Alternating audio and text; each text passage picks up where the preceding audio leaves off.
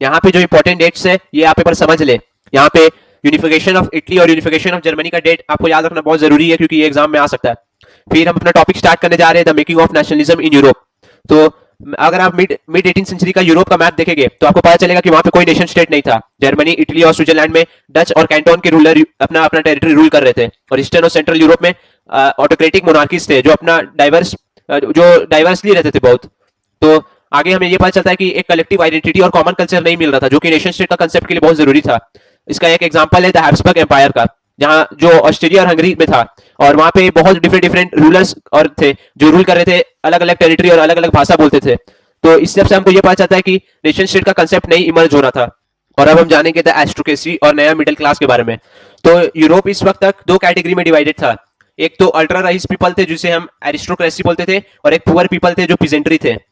जो एरिस्टोक्रेसी थे वो लैंड ओनिंग क्लास थे, वो कम तादाद में थे और डोमिनेट करते थे यूरोप में। और सोशली और पॉलिटिकली वो उनका डोमिनेंस ज्यादा था। वो फ्रेंच बोलते थे और हाई क्लास हाई सोसाइटी में रहते थे। उनके फैमिली कनेक्टेड थे थ्रू मैरिज। फिर जो पीजेंट्स थे, पीजेंट्स टीनेंट्स और स्मॉल लैंड ओनर्स थे, और वो सर्फडम यानी गुलामी टाइप काम करते थे। वो लैंड को कल्टीवेट करते थे और एरिस्टोक्रेटिक लॉर्ड्स के लिए काम करते थे। फिर ग्रोथ ऑफ ट्रेड और इंडस्ट्रियल प्रोडक्शन हुआ, जिसके कारण एक नया क्लास उभर के निकला। वो था एक नया मिडिल क्लास, और मिडिल क्लास के चलते ही पॉपुलराइज हुआ आइडिया नेशनलिज्म का, और ये एबॉलिशन ऑफ एरिस्टोक्रेसी के लिए फायदेमंद हुआ, जिसके कारण नेशन स्टेट का कंसेप्ट फिर से जन्म लेना स्टार्ट हुआ। अब हम अपना नया टॉपिक लिबरल नेशनलिज्म में जानेंगे, इसका क्या मतलब है। तो लिबरलिज्म एक लैटिन वर्ड लिबर से डिराइव हुआ है, जिसका मतलब होता है फ्री। और for new middle classes liberalism stood for freedom of the individual और इक्वालिटी बिफोर लॉ। इसका हम तीन तरह से मतलब जानेंगे, एक पॉलिटिकली, सोशली और एक इकोनॉमिकली। तो पॉलिटिकली इसका मतलब होता है गवर्नमेंट बाय कंसेंट, मतलब कि सब लोगों की सहमति से एक गवर्नमेंट बने। फ्रेंच रिवॉल्यूशन के टाइम में लिबरलिज्म का मतलब था कि एंड हो ऑटोक्रेसी का और क्लेरिकल प्रिविलेजेस सब खत्म हो जाए, और एक कॉन्स्टिट्यूशन हो और एक पार्लियामेंट भी। लेकिन फिर भी फ्रेंच रिवॉल्यूशन के टाइम पे सब लोगों को वोट देने का हक नहीं था। फ्रेंच रिवॉल्यूशन के टाइम पे नेपोलियनिक कोड था, जिसके कारण men without property and women were denied right to vote, और women were made subject to authority of men, जो कि अच्छा नहीं था। फिर आगे चलते हम इसका इकोनॉमिक स्फीयर जानेंगे। इकोनॉमिकली इसका ये मतलब था कि it stood for the abolition of trade restrictions imposed by the state. तो स्टेट्स का जो जितना भी नेपोलियन रिस्ट्रिक्शन लाया था ट्रेड में, उसके खिलाफ ये स्टूड करता था लिबरलिज्म में। और सोशली इसका ये मतलब था कि liberal supported the abolition of discrimination based on birth. जितने भी प्रिविलेजेस मिलते थे क्लर्क वाले लोगों को, वो एबॉलिश हो जाए सब। इसका ये सोशली मतलब था। नेपोलियन का एडमिनिस्ट्रेटिव मेजर्स के कारण ट्रेड इफेक्ट हुआ, और वो एक कन्फेडरेशन बनाया 39 स्टेट्स का, और हर एक जगह का अपना करेंसी वेट और मेजर रहा, जिसके कारण ये एक ऑब्स्टिकल सिद्ध हो गया इकोनॉमिक चेंज के लिए। और नया मिडिल क्लास को बहुत दिक्कत आई इसके कारण। इस दिक्कत के चलते एक कस्टम यूनियन फॉर्म हुआ, जिसका नाम था ज़ोल्वेरिन। और ये फॉर्म, इसको इनिशिएटिव लिया ये फॉर्म करने का प्रशिया, और फिर इसको बहुत सारे जर्मन स्टेट्स ज्वाइन किए। इस ट्रेड यूनियन का मेन मकसद था, पहला मकसद था कि टैरिफ बैरियर जितना है वो सब हटा दे। फिर ये कस्टम यूनियंस जो करेंसी थी उसको 30 से 2 तक रिड्यूस करके ले आया। अब हम अपना नया topic a new conservative system after 1850 start करेंगे। तो 1815 में नेपोलियन का हार हो गया था बैटल ऑफ वाटरलू में, और ब्रिटेन, रशिया, प्रशिया और ऑस्ट्रेलिया मिलकर उसे हरा दिए थे। फिर एक नया कंजर्वेटिविज्म सिस्टम आया, जिसके अंदर प्रिजर्वेशन हुआ of traditional institutions of state and society such as monarchy, church, social hierarchies and family, along with the modern changes introduced by the Napoleon. Conservatism एक पॉलिटिकल आइडियोलॉजिस्ट को जगाया, जो नेपोलियन का डिफीट के बाद हुआ था। और फिर इसमें 1815 में एक ट्रीटी आया, ट्रीटी ऑफ वीना, या फिर उससे हम एक और नाम से जानते हैं जिसे कांग्रेस ऑफ वीना बोलते हैं। इसका चांसलर था ऑस्ट्रियन चांसलर था ड्यूक मेटरनिच। और वो लोग एक ट्रीटी साइन किया जो कि बहुत ह्यूमिलेटिंग था फ्रांस के लिए। उसके अकॉर्डिंग वो रिस्टोर कर दिया मोनार्की को, और नेपोलियन को तो ओवरथ्रो कर ही दिया था। इसके कुछ सॉलिड फीचर्स भी थे। बॉर्बन डायनेस्टी जो फ्रेंच रिवॉल्यूशन के टाइम पे ओवरथ्रो हो गया था, उसे फिर से पावर में लिया गया था, और फ्रांस को उसके टेरिटरी से हटा दिया गया था। फिर kingdom of Netherlands which included Belgium was set up in the north and Genoa was set up in the south from preventing French expansion in future. और प्रशिया को नए टेरिटरीज मिले थे, including a portion of Saxony. फिर Austria को northern Italy में control मिल गया, और रशिया को पोलैंड मिल गया, और नेपोलियन का जो कॉन्फेडरेशन था 39 स्टेट्स का, वो अनटच्ड रह गया। ये सब था आपका solid features of treaty of विना।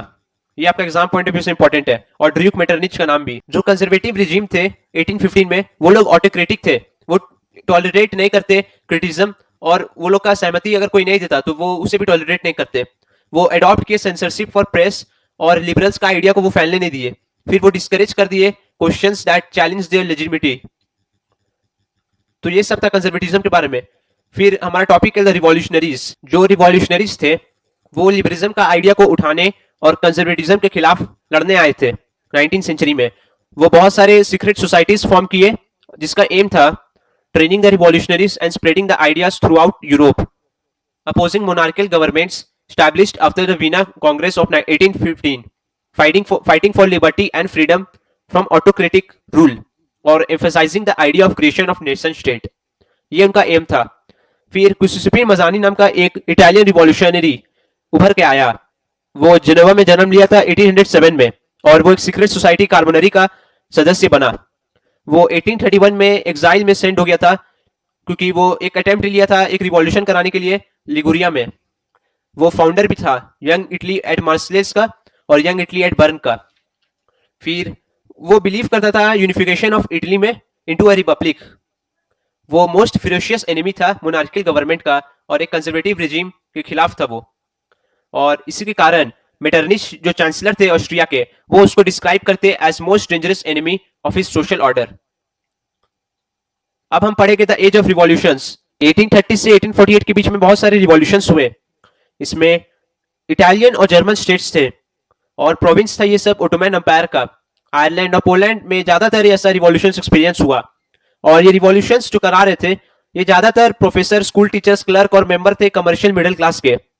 तो हमें यहाँ पे दो टाइप का रिवॉल्यूशन पढ़ना है, एक जुलाई रिवॉल्यूशन हुआ और एक ग्रीक रिवॉल्यूशन।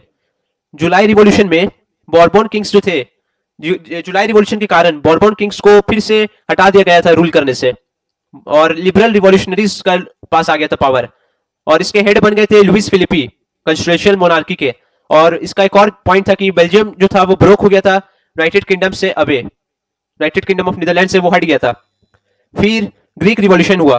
ग्रीस को दूसरे ग्रीक्स पीपल का साथ मिला जो कि एक्साइल में रह रहे थे, और बहुत सारे वेस्टर्न यूरोपियंस कंट्रीज जिनको ग्रीक कल्चर के प्रति सिंपैथी था वो भी उनका साथ दिए।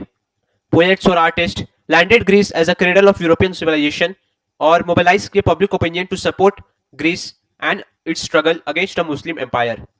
फिर पोएट जो लॉर्ड बायरन पोएट थे वो फंड ऑर्गेनाइज किए, और फिर बाद में वो खुद चले गए वॉर लड़ने के लिए, और वहीं पे वो डाई हो गए फीवर के कारण, 1824 में मर गए।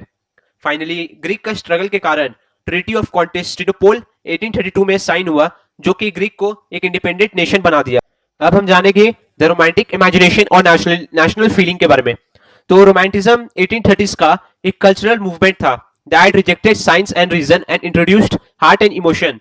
The concern of the romantics was to create a sense of shared collective heritage and a common cultural past for arousing nationalism. और जो रोमांटिज्म थे वो जर्मन फिलोसोफर जो हार्ड गॉडफ्राइड हर्डर के साथ हुआ था शुरुआत। फिर वो उनका ये कहना था, वो ये मानते थे कि ट्रू जर्मन जो थे वो डिस्कवर कर सकते अमंग कॉमन पीपल जिन्हें वो दास वॉल्क बुलाते थे through the practice of folk traditions. और वो एम्फेसाइज किए थे ऑन वर्नाक्युलर लैंग्वेजेस में जो कि लोकल लैंग्वेजेस थे and folklore for conveying their ideas to illiterate masses. इसका एक बहुत ही इंपॉर्टेंट एग्जांपल है कारोल कुरपेंजी का, जो कि नेशनल स्ट्रगल को अपना ओपेराज और म्यूजिक और फोक डांस से सेलिब्रेट करते थे। उनका फोक डांस का नाम था पोलानीस और मजुरका, जो कि नेशनलिस्ट सिंबल्स था। फिर हमें यह पता चलता है कि लैंग्वेज भी बहुत इंपॉर्टेंट पार्ट प्ले किया था नेशनलिस्ट सेंटिमेंट्स को जगाने में।